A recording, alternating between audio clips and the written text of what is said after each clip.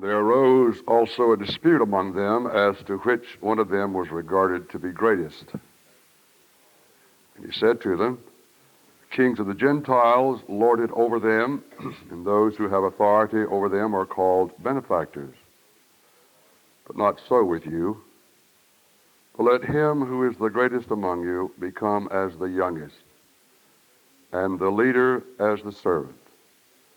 For who is greater, the one who reclines at table or the one who serves? Is it not the one who reclines at table?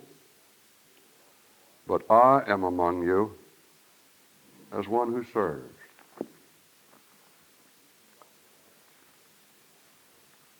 Each of the gospel writers set the scene for us. It was a scene that was anticipated and loved by every child of Abraham. It was the feast of unleavened bread, the Passover, when they came up to Jerusalem to celebrate the great thing that God had done for them. Father to tell son and grandson, especially grandson, the nature of that act of God in the midst of the Hebrew people. Jesus said to his disciples, I've longed to have this time with you. And he sent Peter and John to prepare the room. And as this is prepared this morning, so it was prepared for them when they came. And the Gospel of John tells us that as a part of the preparation of preparing for that meal, that there was on the table as they walked into the room a basin and pitcher of water and a towel.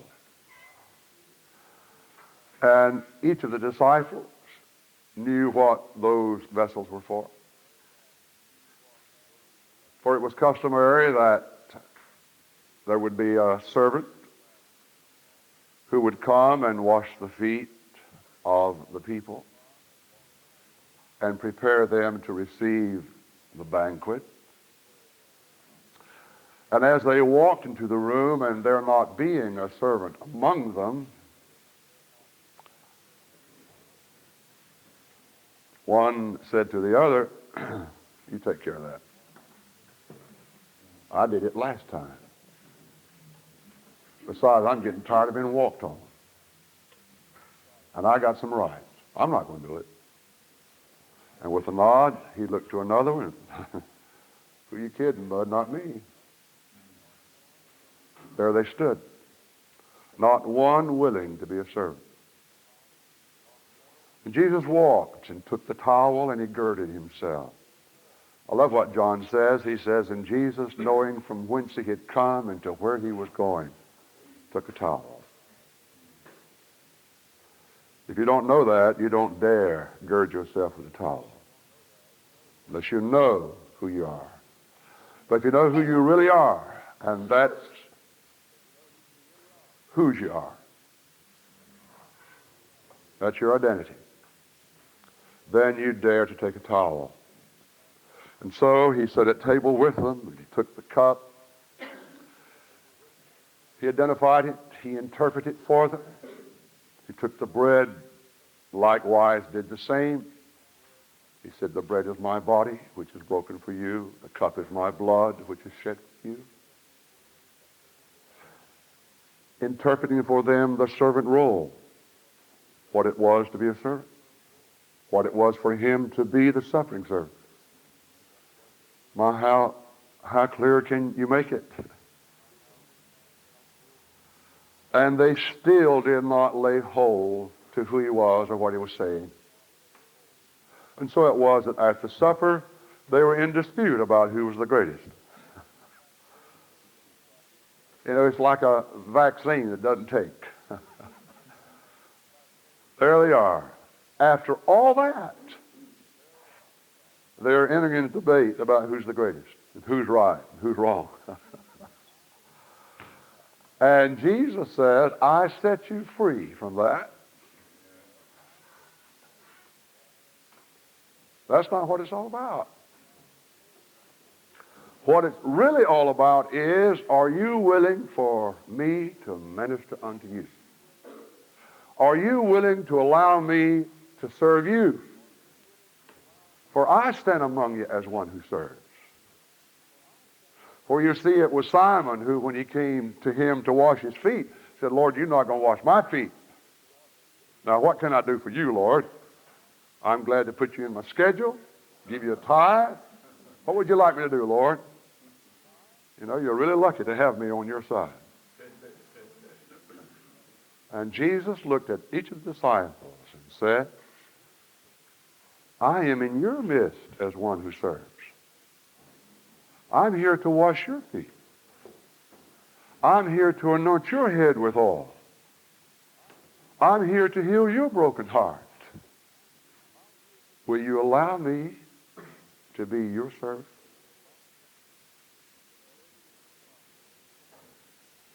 Whatever your Christology, that is, whatever your concept of Christ, if it's not rooted in his role as servant, who comes and ministers to you, I don't really believe you can have any part of it. It seems to me that's the level that he comes to us. How can I minister to you?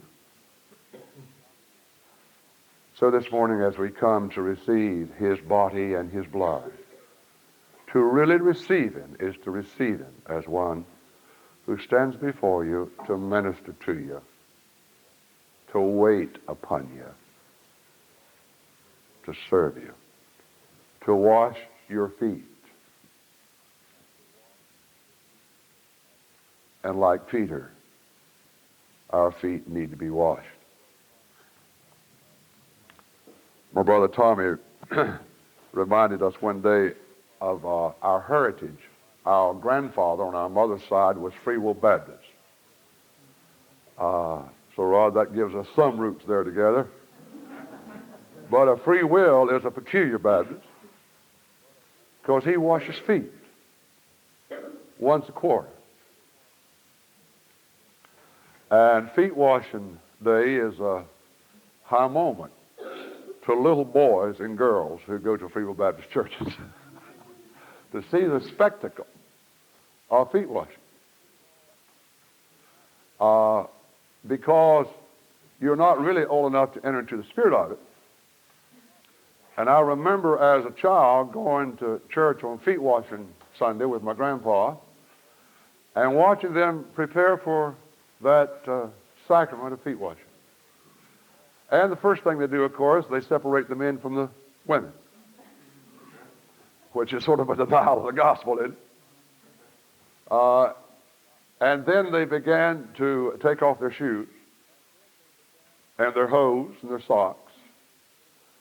And you began to see the extremities of their bodies, which are not very lovely in themselves.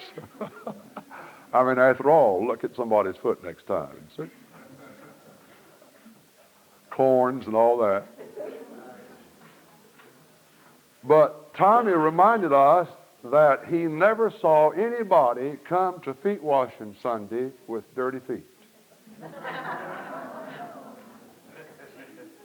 One thing you made sure that your feet were clean before you came. Are your feet clean? Did you get them washed good? And Tommy says, it takes no trick to wash clean feet. The trick is washing dirty feet. Anybody will wash clean feet. Anybody will bring you the bedpan. Who will take it and clean it? Anybody will be identified with you at the point of your beauty.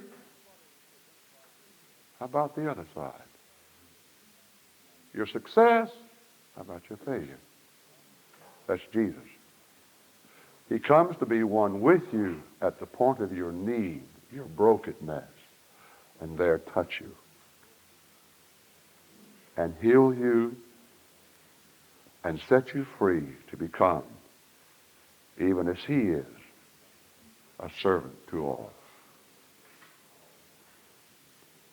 No greater honor or joy could come from God to man than to enable you to become a joyful, loving servant. And Jesus is the enabler.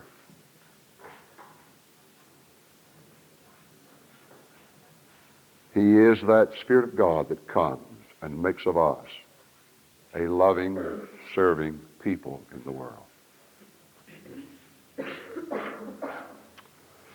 I had returned from the World Conference of Methodism in London and found my wife Betty devastated.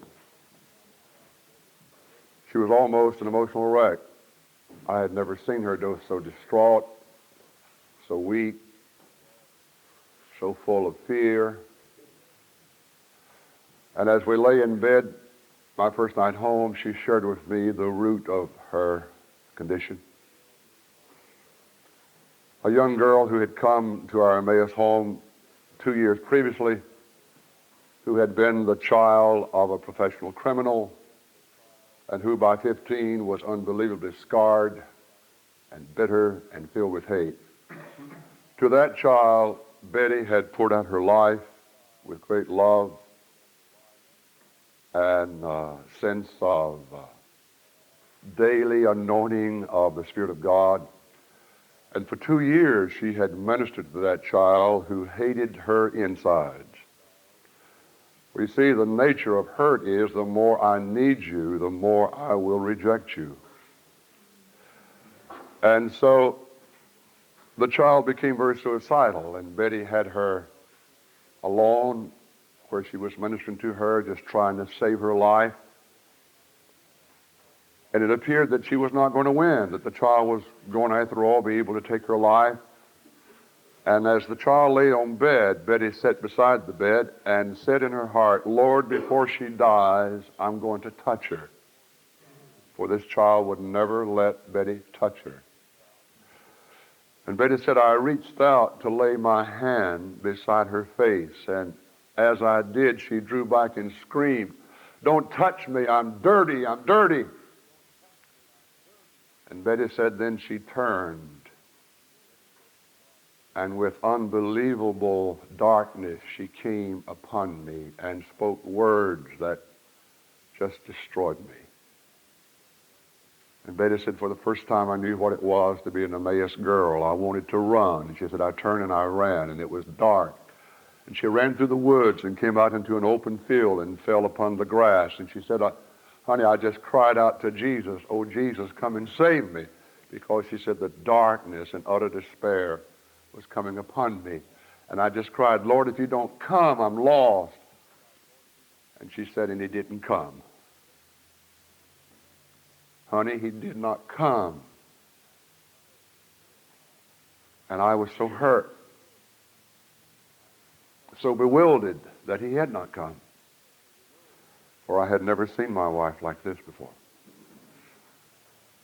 As we lay there in the darkness, searching for some answer, I heard myself say to her, honey, as you lay on the grass and you realized he had not come, what did you feel? She said, the only feeling I had was the love that I had for her. My heart still went to her. And I began to rejoice, almost laughing, said, darling, don't you see? That was his presence. He couldn't have come in a grander, more powerful way. That was his presence. When all had been done that could have been done, there was left your love for her. That is his gift to us. When all the other tests have failed, is that love there?